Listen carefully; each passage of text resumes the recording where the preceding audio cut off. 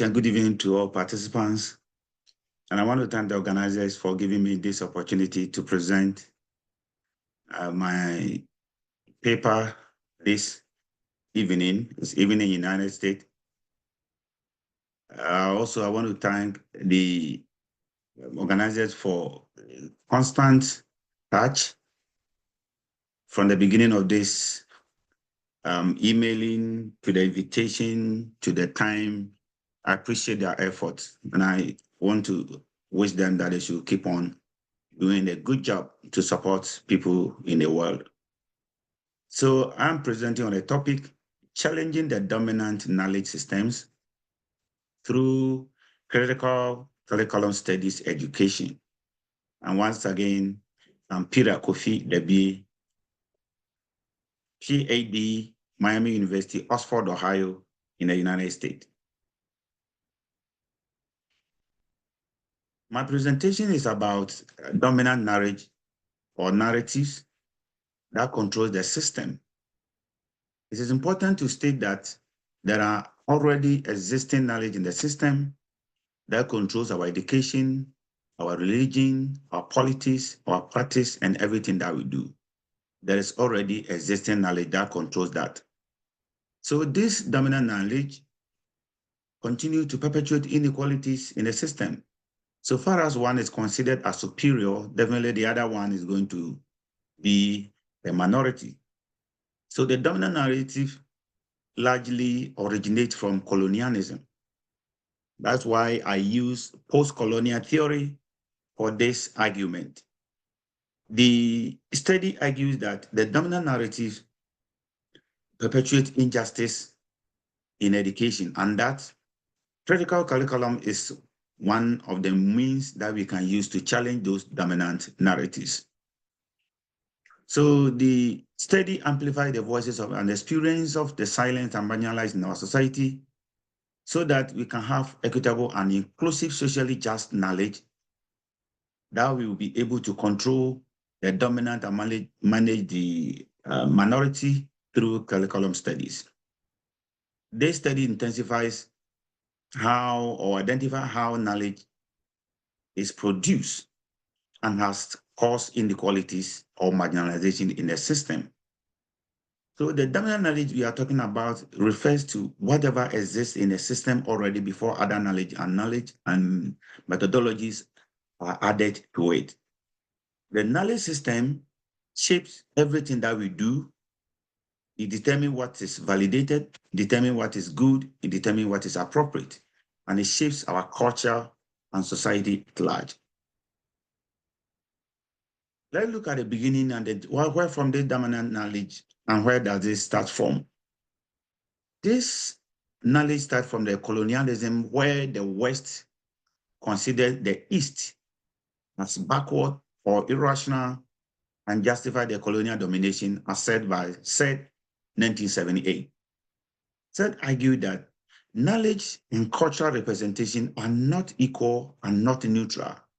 Definitely one has to overcome the other and is embedded in power. This knowledge continues to reinforce dominance of the Western knowledge that continue to exhibit the imperialism that control the minority in the system. And this has distorted the representation of the colonized. This happened mostly in the countries that were colonized in such a way that the dominance is still in place. So what are some of the influences of this dominant knowledge in the system? So dominant knowledge, we have already defined, control our environment and control the indigenous knowledge and the people that are already on the land before the invention of the Europeans. So I cannot view indigenous knowledge as the complex accumulation of the content-relevant knowledge that embody the essence of ancestral knowledge and the legacies that are diverse history and culture. It is important to know that even until today, little or no credence is given to knowledge that is produced from the indigenous knowledge. Whenever a research or a work is made from an indigenous background, it is considered as non-scientific. Meanwhile, this work is based on the indigenous people their knowledge, their expectations, and whatever they know. That's why Malepin has argued that the transmission of indigenous knowledge is threatened and overshadowed by the Western knowledge and ideologies.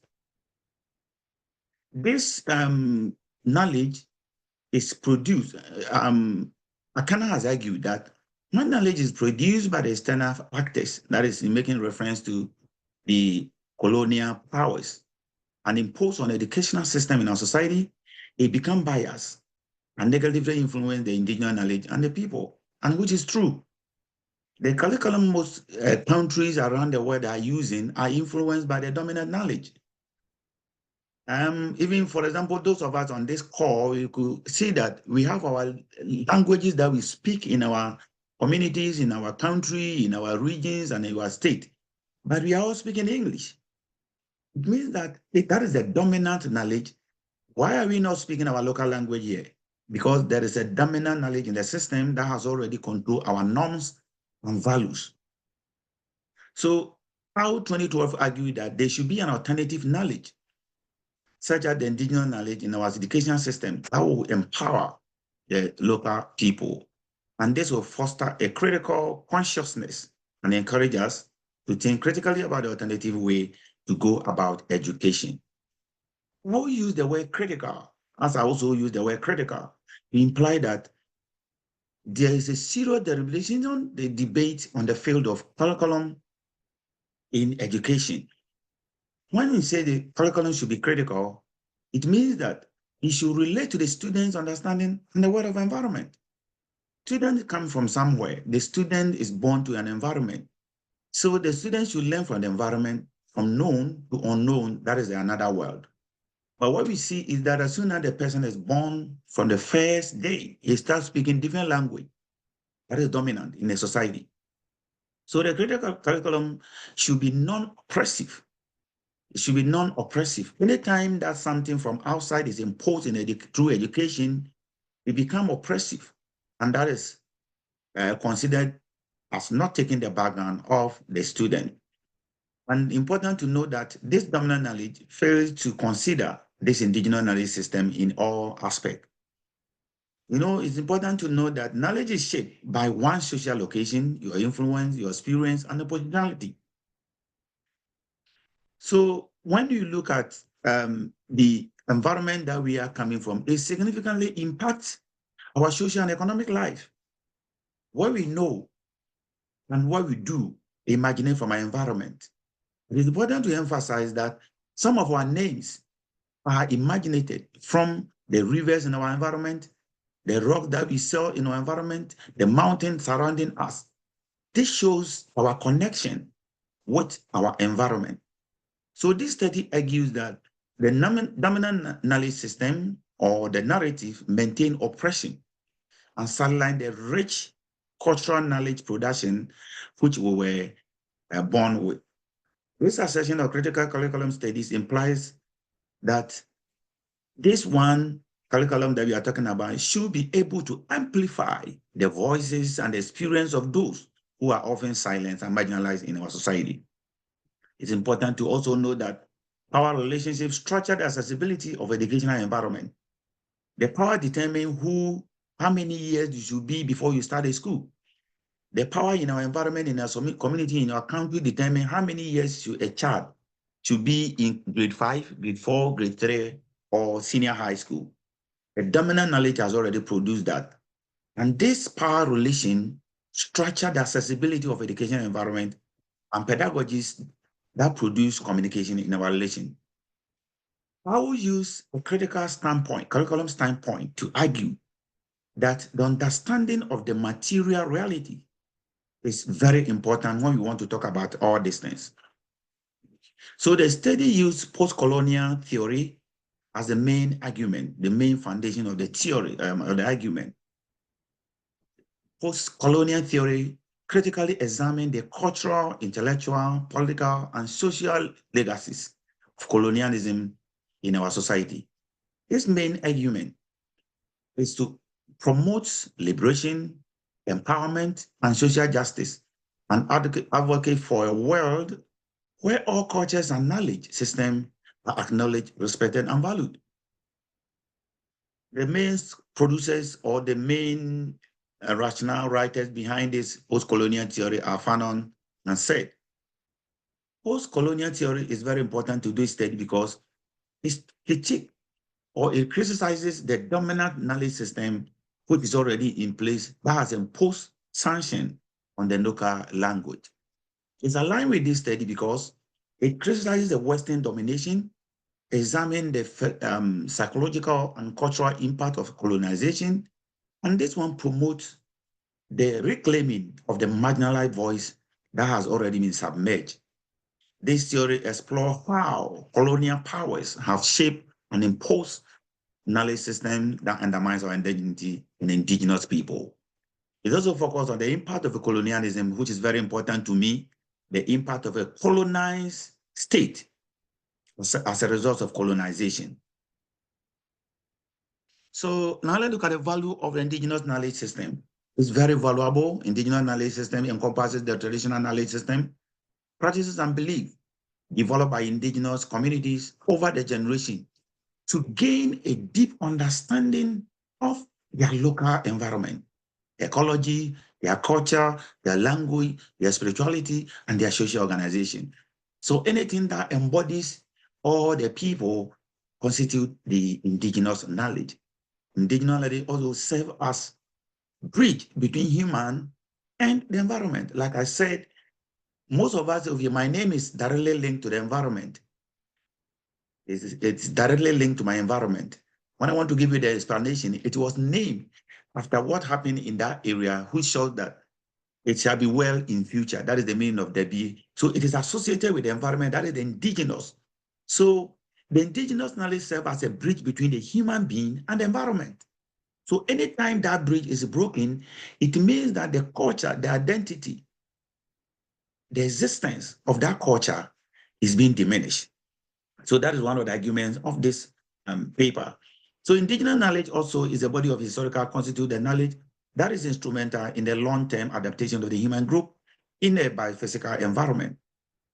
It's also a complex accumulation of the context-relevant knowledge that embodies the essence of ancestral knowledge, as I mentioned, and the legacies of a diverse history and cultures. All of us have a culture and it must be maintained. But the dominant knowledge is threatening all those cultures. So indigenous knowledge is often transmitted orally, sometimes through stories, sometimes through rituals, sometimes through our customs, sometimes through our practices that we do in a community. That's how indigenous knowledge is demonstrated. Indigenous knowledge or dominant knowledge has now overshadowed this rich culture. Now, when you go somewhere and you predict that this is how our ancestors told us that when you are, for example, when you are bathing, you are not supposed to, they will tell you how scientific is it. Meanwhile, those are the things that are protected us until now. And that ensures respect and continuity of culture. But the dominant knowledge is undermining all these good factors that we are talking about. So indigenous knowledge is valid in scientific knowledge as same as scientific knowledge. It can be proven, it can be open to falsification and all that. So it is high time the indigenous knowledge get stand in academia so that it can also support the dominant knowledge system already in the system. So indigenous knowledge, how does it connect to social inequalities? Indigenous knowledge is rooted in oral tradition, as I've already said, and is often dismissed because it is regarded as primitive and irrelevant by the scientific knowledge. Including non-Western knowledge system undermines cultural identity and traditional practice, period. It encourages the recognition of validation of the diverse epistemologies, which can lead to cultural harmonization and the erosion of traditional knowledge.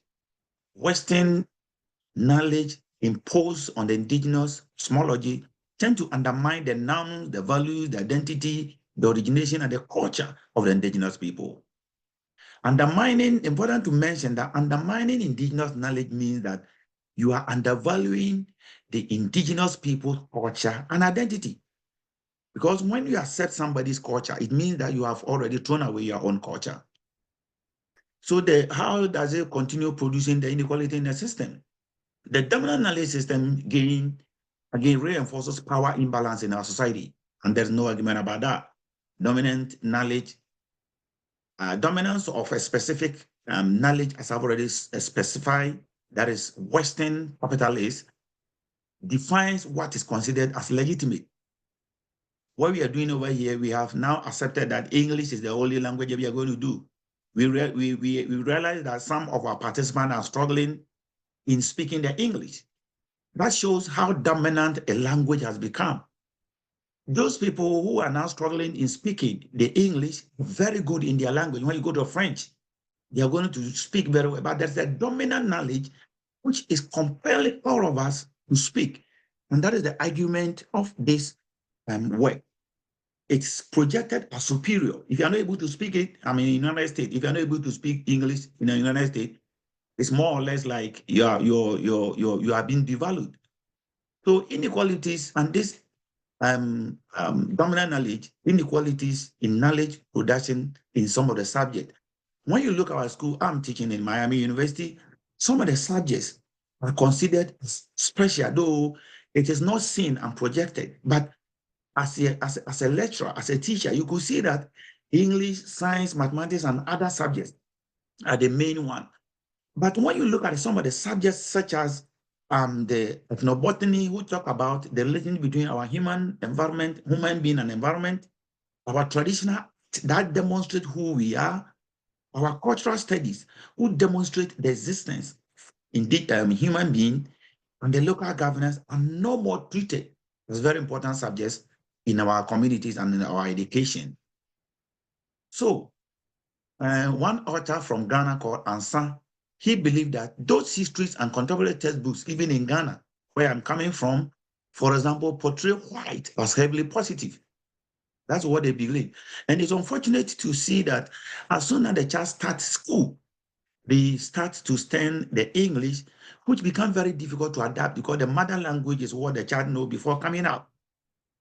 So the economic knowledge system, particularly the neoliberal system, often prioritize market-driven solutions. How we can get inflation coming down, how we can get profit, how we can minimize this, how we can minimize that. That is how the dominant knowledge is moving towards. So the new neoliberal economic policies reduces government support, public welfare, and social. So when you talk about dominant knowledge, the neoliberal system is one of it. It's dominant. And now every country is trying to raise its budget, to raise more money in all that, thinking about the local community. So they are already dominant. Everybody is now looking for money, looking for how you'll be able to raise your standard of a country and all that. So Areta in 2022 made a study on austerity in UK. So when you talk about austerity, the government priorities that aim in reducing public spending. They want to make sure that government is spending less. So now, because of that, some countries are sacking individuals because when they are employing more, it means that government is going to spend more. They are going to have debt. So they want to cancel the external debt and all that. So they want to do everything to bring the economy down. But as soon as you are doing all these things, the marginalized are affected. So in the United Kingdom, before the COVID-19, when you look at the study of Areta, before COVID-19, there were all these policies that was aiming to bring inflation down. So the purpose of building hospitals, building schools was relaxed. So when the COVID-19 came, because most of the attention had been driven towards the economic purpose, the marginalized suffered so much, according to this study by Areta. Also, the patriarchal system is also a dominant narrative. In our society, men are considered as superior. In every society in the world, men dominate. Why? Because there is already a dominant knowledge that controls the system.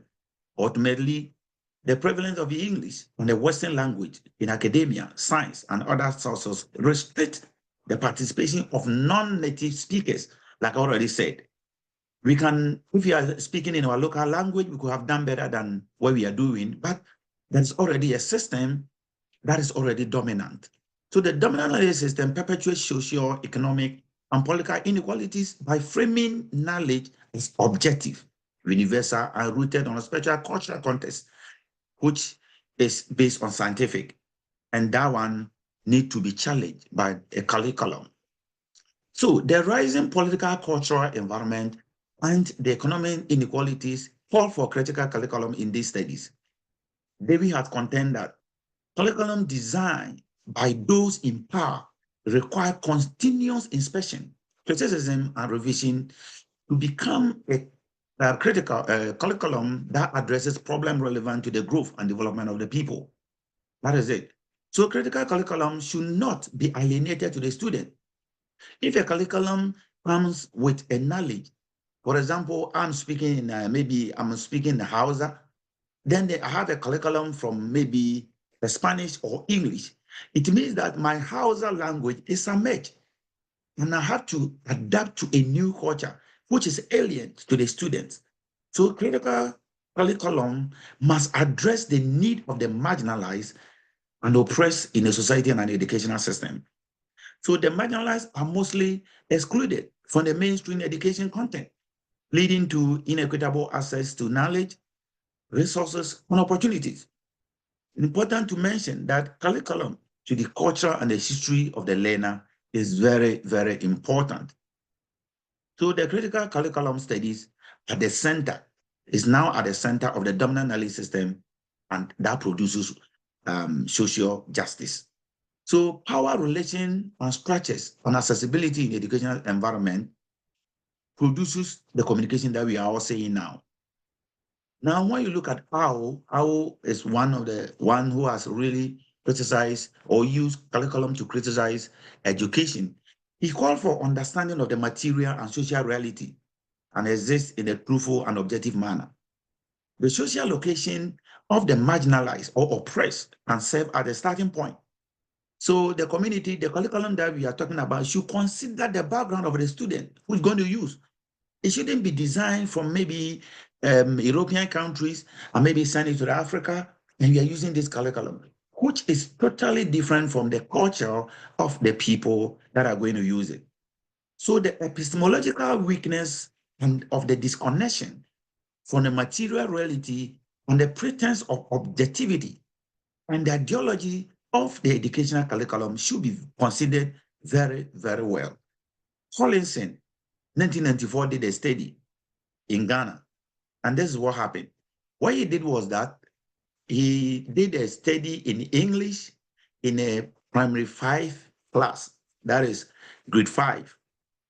So he gave them the science practicals to do, and he looked at the results. The children were not able to explain the results very well. Then he conducted the same research with the same group of people and did it in their local languages.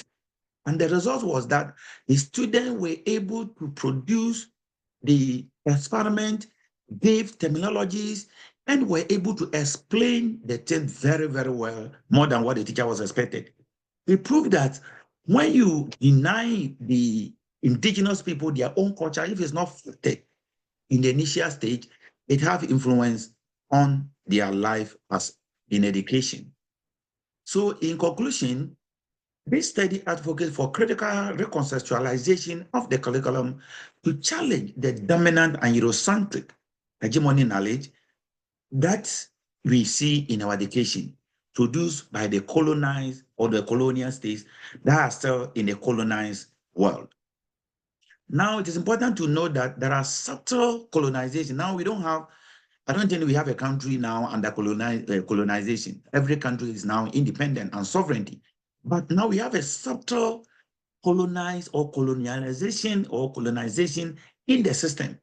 It exists in a system. It's the form of subtle, not great. You can't see it, but it's working. And we need to decolonize.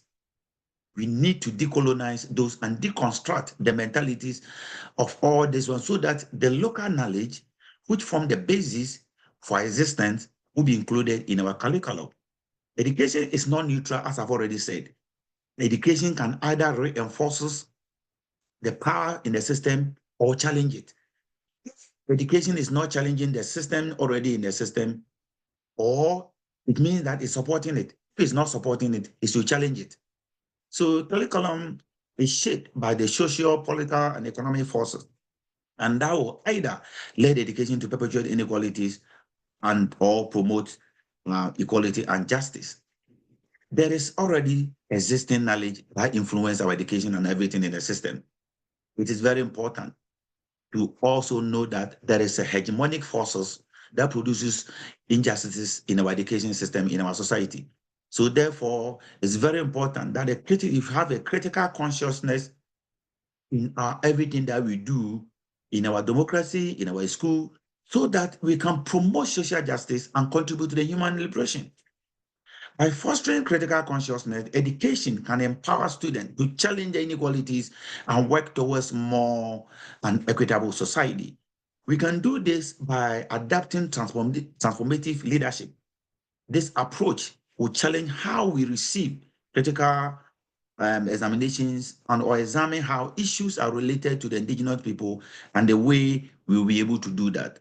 Finally, the epistemology of the dominant knowledges empower, or the dominant knowledge empower leaders to critically analyze an issue, any issue that concerns with indigenous knowledge, and it should be factored into any curriculum that will be designed. It's also empowered the indigenous people to resist oppression and domination by strengthening the historically, holistically, and as individuals. In a global world, and in this multicultural world, a curriculum is needed to foster intellectual opportunities and values, celebrate diversity, and empower the voices and experience of the marginalized parents, students, and communities. Dominant knowledge and indigenous knowledge can go hand in hand in curriculum so that we will be able to see both of them in the system. The final presentation here is, it is also essential to emphasize that well-designed educational curriculum play a crucial role in determining academic success. If the curriculum is alienated to the student, it will have impact on the student. If the student knows how he's starting education, as education policy says, we learn from known to unknown. If part of a student's culture is inculcated into the curriculum, it will give the student sense of learning and to empower the student to grasp whatever a teacher is teaching. Students can quickly meet their needs and their goals and their aspiration if educational curriculum is tailored to align with the line of the objectives of the students and their aspirations. As educational curriculum, an educational curriculum can be considered critical when its content emphasizes the teacher's practice based on the learner's immediate environment and the future needs. Finally, a curriculum should also be able to evaluate and reflect the school and the community values that align with the state and the national learning standard and project the learner's objective. Thank you very much for your attention. Once again, my name is Peter Kofi Dabie, Miami University, Oxford, Ohio. Thank you very much. Thank you, Dr. Peter Kofi Dabie. It's a great presentation. Yeah. Does anyone have any question?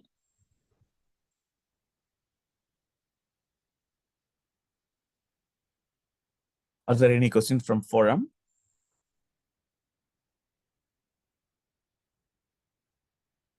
This is very interesting presentation, Dr. Peter. Okay. And do you have any recommendation for a new kind of curriculum? I think that you already mentioned, but do you think that is it possible someone is going to follow the new recommendations to change the traditional way of the current way of teaching to include the traditional way of living and art in the curriculum? Sure. So like you said, the local, most of the times in our community, before you send your child to school, the curriculum is designed without considering the local communities. So it is important for the local communities to also be part of the curriculum planning. In the United States, when I came here, I've realized that when the curriculum is being implemented, they consider the indigenous, their ideas, they factor in. So when we are learning here, I'm in Miami, it's being governed by the Miamian, that changed into Miami. And even there is an aspect of the culture of the people in the United States, in Miami, which is part of the learning that we are learning. So in this, you could see that the student over here, they are having the culture and they are learning towards that. But other countries, and especially in Africa and most of the Asian countries, the curriculum is imposed from somewhere, maybe their colonial masters or without including but it is to the local communities, the leadership, the stakeholders to make sure that their culture is imbibed in the curriculum. Thank you.